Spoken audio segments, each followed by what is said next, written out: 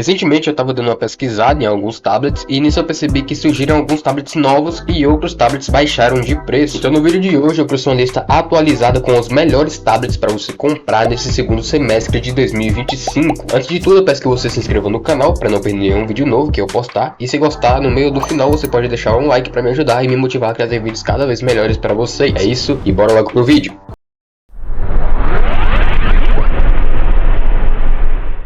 Só lembrando que todos os links dos produtos citados nesse vídeo estarão aqui na descrição. Vambora! E bom, para iniciar essa lista, a gente tem um tablet abaixo dos R$1.000 para você que tá bem apertado ou com um orçamento bem limitado e não pretende ou não pode gastar muito. Então nesse caso a gente vai ter aqui o Tab A9. Esse é, entre aspas, o melhor tablet que a gente encontra por menos de R$1.000. Sinceramente até tem outros na mesma faixa de preço e tudo, só que assim, cara, é mais fraco e até mesmo alguns nem valem o preço. Aqui a gente já tem uma tela TFT LCD que, para quem não sabe, é um tipo IPS, mas com uma qualidade um pouco mais inferior, podendo chegar até 8.7 polegadas de tamanho e 60 Hz em taxa de atualização. Porém, no quesito câmera, atenção, estamos falando de tablets. O foco desses aparelhos não serão 100% as câmeras, principalmente nesses mais baratos da lista. Então não queira uma câmera como a de um S24 Ultra. Temos aqui uma câmera traseira de 8 megapixels, porém na frontal a gente tem 2 megapixels, com capacidade de gravar em até Full HD a 30 fps. Mas em relação ao processador e memórias, a gente tem aqui um Helio G99 da MediaTek, que não é o mais potente de todos, mas que vai rodar tarefas leves aí no dia a dia. Inclusive, se você jogar esse tablet no AnTuTu, ele bate em torno de 350 mil pontos por ali. Só que para quem não sabe, o AnTuTu é um teste que analisa todo o aparelho, então não é só o processador que é analisado, mas a gente usa ele para deduzir se um aparelho é muito bom ou se ele é muito ruim ou muito fraco. Mas prosseguindo aqui, em relação às memórias, a gente tem 4 GB de memória RAM e ele pode chegar até 64 ou 128 GB de armazenamento interno com uma capacidade de expansão de memória. Ou seja, cara, se tiver pouca memória para você